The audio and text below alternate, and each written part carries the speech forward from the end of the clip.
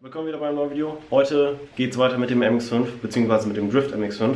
Im letzten Video bin ich hingegangen und habe das Auto einmal komplett vernünftig gemacht, sprich so, dass ich damit auch einfach fahren kann. Und jetzt möchte ich hingehen und das Auto ein bisschen schön machen, weil wie ihr im Vorstellungsvideo schon gesehen habt, ist das Auto vom Lackzustand her sehr, sehr schlecht. Ich zeige es euch mal eben hier vorne auf der Motorhaube. Geht das Ganze noch, aber wenn man hier von da auf die Motorhaube guckt, also der Lack ist relativ okay. Der Lack ist eine Vollkatastrophe und den möchte ich einfach hinkriegen, dass ich den Lack im Prinzip so schön hinkriege wie den Lack, sodass das Auto auch einigermaßen schön aussieht. Hier der Lack am Kotflügel ist auch eine Vollkatastrophe und wie ich ja schon im Vorstellungsvideo gezeigt habe, das Video ist jetzt halt direkt nach dem Vorstellungsvideo, kriegt man den Lack wieder vernünftig hin. Hier ist einmal da, wo ich eben ganz kurz rüber poliert habe, nichts Besonderes, einfach nur im Kurs rüber poliert und so sah es vorher aus. Also, ich bin sehr, sehr guter Hoffnung, dass ich den Lack wieder vernünftig hinkriege. Wie ich es schon im RX8-Video gemacht habe, ich werde hingehen und benutze die gleichen Produkte, weil die habe ich halt über und die kann ich jetzt halt ganz gut benutzen. Ich werde im Endeffekt auch noch hingehen und die Felgen kommen sowieso irgendwann weg, aber der Vorbesitzer ist da hingegangen und hat so Plasti-Dip-Zeug da drauf getan. Das möchte ich einmal abmachen, weil so finde ich, sehen die nicht gut aus. Und die möchte ich dann erstmal wieder in komplett Silber haben. Ich fange mit dem Auto jetzt an. Ich werde einmal natürlich wieder hingehen, das Auto erstmal komplett claybaren. Also mit dieser Claybar rübergehen, einmal alle Grubenverschmutzung runternehmen. Dann einmal mit dem Compound drauf, das so weit polieren, dass das so aussieht. Dann mit dem Ultimate Polish drauf und dann das ganze Auto wieder versiegeln. Sprich, das Ganze, was ich auch beim RX8 gemacht habe, also kein großer Unterschied. Ich stelle jetzt irgendwo auf, gehe einmal komplett rum mit der Claybar und dann sehen wir uns gleich wieder.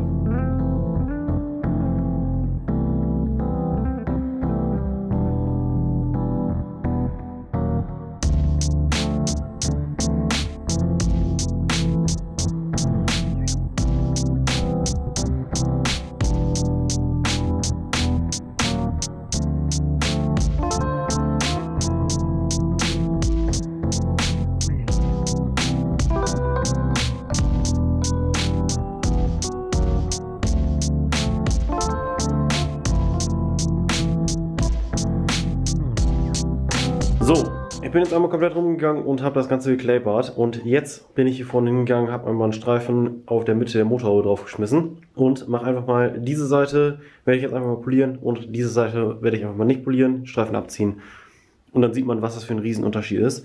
Ich denke mal, man kann vielleicht hier auf Kamera sehen oder wenn ich jetzt mit dem Handy so hier hingehe, dass der Lack hier richtig schlecht aussieht, also so richtig mit den ganzen kleinen Kratzern und von den Waschkratzern und sowas. Aber ich werde jetzt hingehen, einmal hier die Seite machen und dann den Streifen in der Mitte abziehen und dann sehen wir, wie das Ganze dann im Endeffekt aussieht. Das gleiche werde ich auch nochmal hinten am Kofferraum machen und dann hat man mal einen Unterschied, wie das vorher aussah und wie es jetzt dann poliert aussieht. Ja, immer das sehen.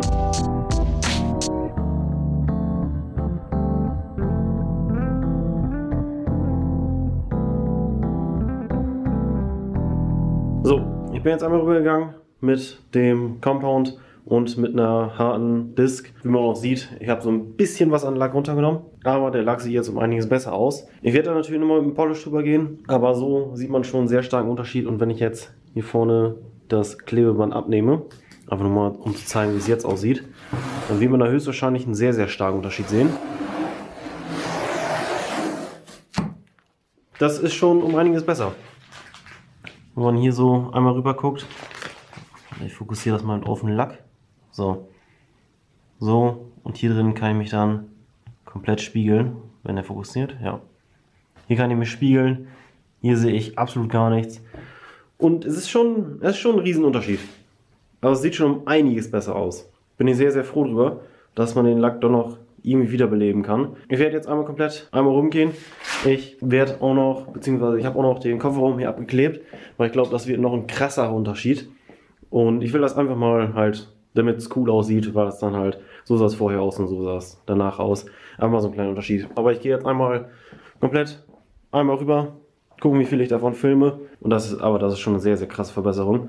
Ja, ich mache jetzt den Rest vom Auto mal komplett und dann sind wir wieder.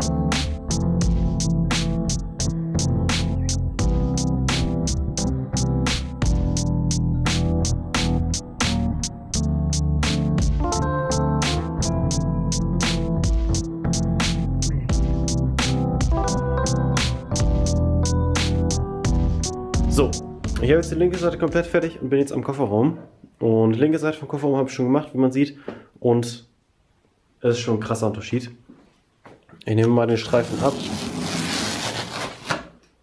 Und wie man schon sieht, das ist ein sehr, sehr, sehr, sehr krasser Unterschied.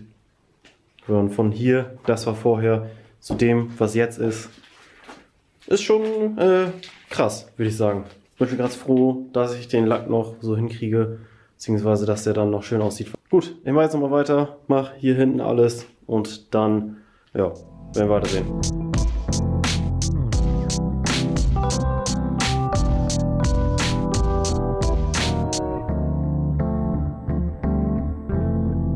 Ich bin jetzt einmal komplett rum und wie man schon sieht, der MX-5 sieht jetzt um einiges besser aus. Gerade Motorhaube und wenn man hinten zum Kofferraum hingeht, hier, das sieht schon um einiges besser aus. Ich werde jetzt hingehen, wieder mit dem Keramik-Wachs, werde ich jetzt einmal komplett rumgehen, um halt den Lack so, ja, so gut zu schützen, wie es geht.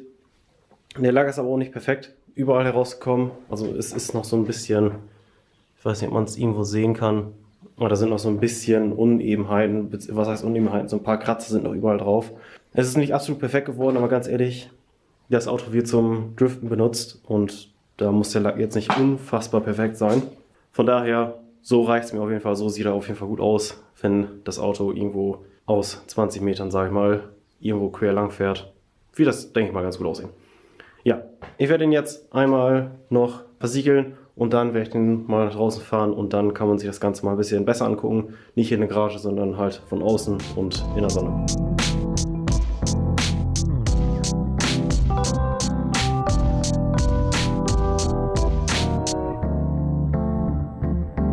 So, es ist jetzt der nächste Tag, aber das Auto steht immer noch in der Garage, weil ich vollkommen vergessen habe, dass ich eigentlich noch den Innenraum ein bisschen sauber machen wollte und dann ein bisschen was ändern wollte. Genauso wie die Felgen wollte ich einmal sauber machen und dieses schwarze Plasti-Dip-Zeug darunter kriegen. Ich habe schon bei der Felge und bei der Felge hinten ein bisschen versucht, das abzuknibbeln. Mit Hitze und sowas habe ich auch schon versucht, also das geht nicht gut ab. Ich kann es auch mal eben hier vorne zeigen. Hier habe ich gerade noch eben dran geknibbelt. So, da wie man sieht.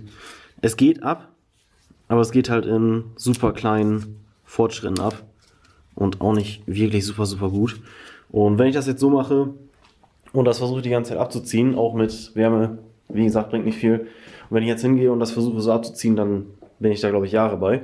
Deswegen, ich werde jetzt mal hingehen, die Felgen vorne abmachen und hinten abmachen und dann werde ich mal versuchen, mit dem Hochdruckreiniger irgendwie das Zeug darunter zu schrubben. Ich denke mal, Hochdruckreiniger Vollgas drauf und dann will ich hoffen, dass das Plastik-Lackzeug da abfliegt. Wenn nicht, dann habe ich wenigstens saubere Felgen. Ich baue die jetzt vorne erstmal ab, dann probiere ich das aus und mal gucken, wie erfolgreich ich damit bin.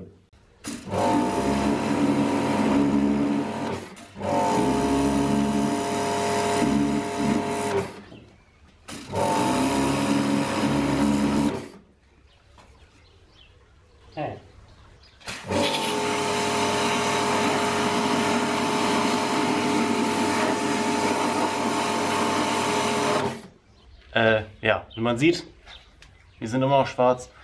Man kriegt es nicht runter und die bleiben jetzt einfach schwarz. Ich mache die jetzt einfach sauber, vielleicht sieht es dann besser aus, weil darunter ist der Lack auch richtig beschissen. Kann ich gleich mal zeigen.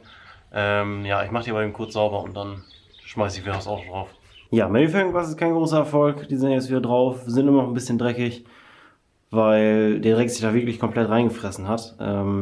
Ja, aber außen ist gemacht. Jetzt muss ich noch Innenraum eben sauber machen. Ist auch nichts Wildes, halt einfach sauber machen. Gerade die Fußmatten, also die hier und die hier, die werde ich einmal tauschen und dann halt insgesamt hier einfach drin sauber machen. Nichts Besonderes, aber keine Ahnung, vielleicht findet man noch irgendwas Interessantes hier in dem Auto, also irgendwie unterm Sitz oder so. Ansonsten ist hier nichts Besonderes.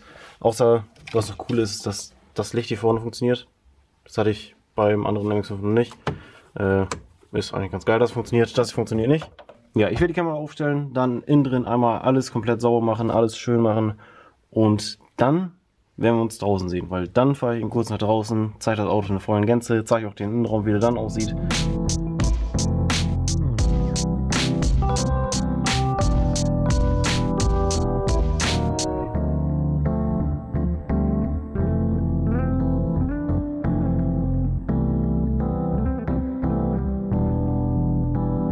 So, das Auto ist jetzt sauber von innen. Spinnenweben sind weg und die alten Fußmatten sind jetzt raus. Da habe ich jetzt einfach solche serienmäßigen von IL Motorsport reingetan, wo hier dieses Roadster-Logo so ein bisschen drin ist. Sieht auf jeden Fall sehr, sehr, sehr viel cleaner aus, wie die da vorher drin waren. Aber das Auto ist jetzt komplett sauber. Ich fahre jetzt mal raus und zeige euch das Auto, wie es jetzt von außen aussieht. So, ich bin jetzt mal rausgefahren, um den MX-5 ein bisschen besser zeigen zu können. Und wie man hier schon sieht, der sieht bedeutend besser aus wie vorher. Man sieht so ein bisschen auf der Kamera und auch in echt, dass hier vorne und da irgendwie eine andere Farbe ist. Da ist es ein bisschen dunkler, genauso wie hier vorne. Keine Ahnung, ob die Tür mal neu gekommen ist oder so. Ja, vorne auch um einiges besser. Wenn man so vorne auf die Motorhaube guckt, das war ja vorher eine Katastrophe. Die einzige Sache, was ich nicht so hingekriegt habe, ist einmal der Kofferraum. Weil den habe ich ja so abgeklebt. Und ich weiß gar nicht, ob man es sehen kann, aber von hier nach hier, das hier ist ein bisschen blasser wie das hier. Und hier habe ich ja einmal rüber poliert und hier habe ich auch einmal rüber poliert, beziehungsweise hier habe ich einmal vorher rüber poliert und dann habe ich das hier neu gemacht. Und ja, ich denke mal, dass ich hier nicht genauso doll drüber gewesen bin wie hier. Und ja, sieht jetzt ein bisschen blöd aus. Ich meine, auf der Kamera sieht man es kaum.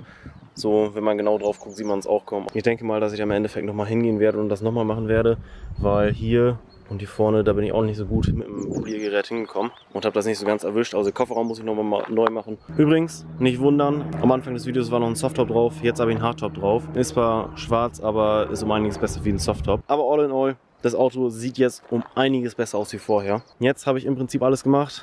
Das Auto läuft vernünftig und der Lack ist vernünftig. Und jetzt kann ich hingehen und das Auto ein bisschen modifizieren, ein bisschen schöner machen. Also schöner machen, als es jetzt ist. Die Felgen, ja, habe ich ja gesagt, das habe ich jetzt nicht wirklich abgekriegt, weil das ist halt wirklich eine Katastrophe hier, ne? Und ja, gucken, vielleicht kann man das noch irgendwie mit so einem Lackentferner oder sowas das abkriegen, dieses Zeug. Und wie man auch hier sieht, geht hier der Lack, der da drunter ist, geht auch noch mit ab. So, was noch ein bisschen blöd gelaufen ist, wenn man jetzt hier unten hinguckt, da man ja diesen, keine Ahnung, Steinschlagschutz oder was es auch immer ist, da kann man sehen, dass ich da vorne und da vorne so ein paar, ja, rote Stellen drin habe. Sieht ein bisschen blöd aus. Vorne sehe ich auch gerade, da wurde schon mal gespachtelt, glaube ich, oder nachlackiert. Ja, das Auto hat ein bisschen Rost, aber ist es nicht das perfekteste Auto, aber reicht für das, was ich haben möchte. Ja, da unten sieht jetzt ein bisschen blöd aus, aber ja, kann ich jetzt nichts gegen tun. Hätte ich ein bisschen besser aufpassen sollen. Ich glaube, andere Seite habe ich es genauso doll. So, der MX-5 ist jetzt wieder schön. Der Lack ist endlich wieder vernünftig aufbereitet und sieht nicht mehr so ausgeblichen wie vorher aus. Ist jetzt auch versiegelt und sollte jetzt auch erstmal die nächsten paar Jahre genauso bleiben, wie er jetzt ist. Ja, und dann würde ich sagen, das war's jetzt mit dem Video. Wenn es euch gefallen hat, könnt ihr natürlich einen Daumen hoch geben. Und dann würde ich sagen, haut rein, bis zum nächsten Mal und tschüss.